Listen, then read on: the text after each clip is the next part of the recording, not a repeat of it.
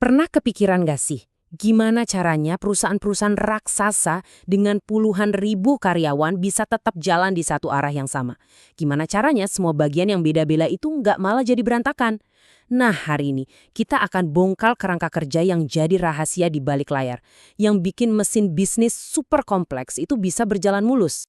Ini dia peta perjalanan kita. Kita mulai dari teka-teki dasar manajemen, lalu kita bangun fondasi sistem kontrolnya.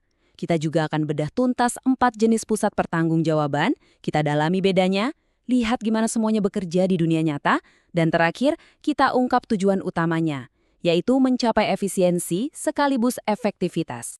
Oke, kita mulai dari bagian pertama, teka-teki manajemen. Coba bayangin, Anda itu kapten kapal kargo raksasa. Anda yang pegang kendali. Tapi kan nggak mungkin Anda ngurusin setiap mur dan bautnya satu persatu. Anda butuh sistem yang cerdas. Nah, inilah teka-teki yang harus dipecahkan oleh setiap pemimpin perusahaan. Dan inilah pertanyaan kuncinya. Misalkan Anda seorang CEO. Tim di pabrik fokusnya bikin produk sebagus mungkin, tim marketing fokusnya jual produk sebanyak mungkin, tim keuangan fokusnya jaga anggaran. Pertanyaannya, gimana caranya Anda pastiin mereka semua mendayung ke arah yang sama, bukan malah saling tabrakan? Jawabannya terletak pada strukturnya. Perusahaan itu pada dasarnya adalah kumpulan dari unit-unit yang lebih kecil. Setiap kotak yang Anda lihat di bagian organisasi, mau itu namanya tim, departemen, atau divisi, semuanya butuh cara untuk dikelola dan diukur kinerjanya. Dan ini membawa kita langsung ke solusi dari teka-teki tadi. Ada satu konsep fundamental yang membawa keteraturan pada semua kompleksitas ini. Konsep ini adalah fondasi dari sistem pengendalian manajemen. Konsep itu namanya pusat pertanggungjawaban. Ini istilah keren untuk setiap unit atau departemen yang tadi kita bicarakan. Simpelnya gini, setiap unit ini dipimpin oleh seorang manajer, dan manajer itulah yang bertanggung jawab penuh atas apapun yang terjadi di unitnya. Sederhana, tapi dampaknya luar biasa. Nah, yang menarik dari sistem ini adalah cara kerjanya yang universal. Setiap pusat pertanggungjawaban, entah itu pabrik mobil atau departemen HR, pada dasarnya melakukan hal yang sama. Mereka mengambil input, sumber daya, tenaga kerja yang diukur dalam bentuk biaya, lalu melakukan pekerjaan dan akhirnya menghasilkan output, bisa berupa produk fisik atau layanan jasa. Oke, jadi kalau setiap unit punya manajer yang bertanggung jawab, gimana cara kita menilai kinerja mereka? Nah, perusahaan nggak pakai satu jenis rapor untuk semua orang. Sebaliknya, mereka punya 4 jenis rapor yang berbeda, tergantung apa tugas utama dari unit tersebut. Seperti yang kita lihat di sini, ada 4 jenis utama. Jenis pusat yang dipimpin seorang manajer itu ditentukan oleh apa yang diukur. Apakah kita cuma fokus sama pengeluarannya, atau sama pendapatan yang dihasilkannya? Atau mungkin keduanya? Yuk kita bedah satu persatu. Pertama, pusat pendapatan. Manajernya dinilai dari seberapa banyak penjualan yang bisa mereka hasilkan. Contohnya tim marketing.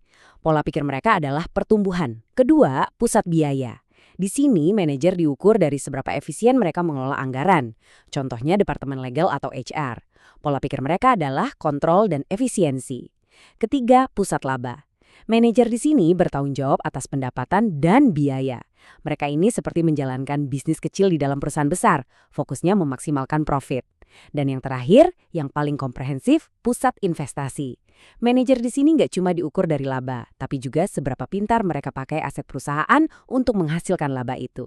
Sekarang, ayo kita fokus ke jenis yang paling umum, yaitu pusat biaya. Kenapa? Karena ternyata nggak semua biaya itu sama.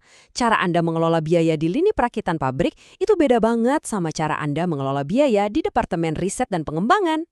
Jadi, ada 2 jenis pusat biaya. Yang pertama, pusat biaya teknis, di mana ada hubungan yang jelas antara input dan output. Contoh paling gampangnya pabrik. Anda tahu persis butuh berapa banyak baja untuk membuat satu mobil. Kinerjanya diukur pakai standar yang pasti. Sebaliknya, ada pusat biaya kebijakan. Di sini hubungannya nggak bisa diukur langsung. Berapa sih biaya yang optimal untuk riset dan pengembangan? Nggak ada jawaban pastinya kan? Makanya pengeluarannya didasarkan pada kebijakan atau penilaian dari manajemen. Dan kinerjanya diukur dari kepatuhan pada anggaran yang sudah disetujui.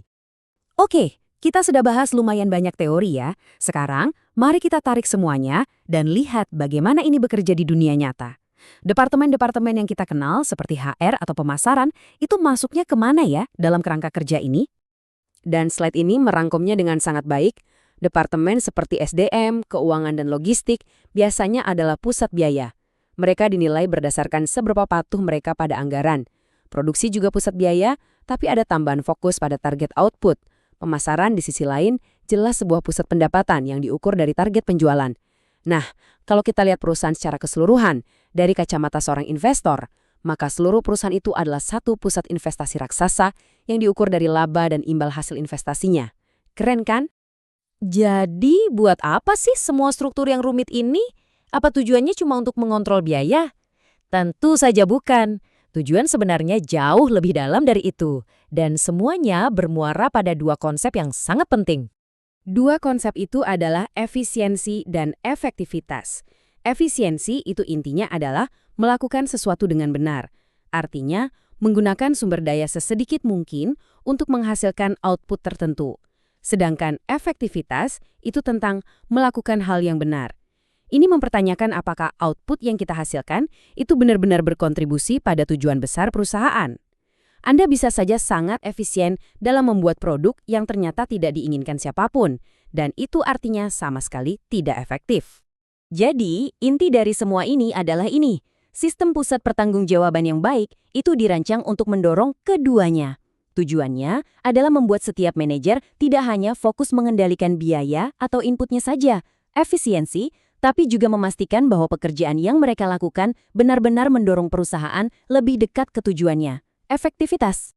Jadi, lain kali Anda membaca berita tentang suatu perusahaan atau melihat bagian organisasinya, coba deh pikirkan ini. Departemen mana yang jadi pusat biaya yang dinilai dari anggarannya, dan departemen mana yang jadi pusat pendapatan atau laba yang dinilai dari hasil yang mereka bawa pulang. Dengan kerangka kerja ini, Anda sekarang punya cara pandang baru yang jauh lebih tajam untuk memahami bagaimana mesin sebuah bisnis sebenarnya bekerja dari dalam.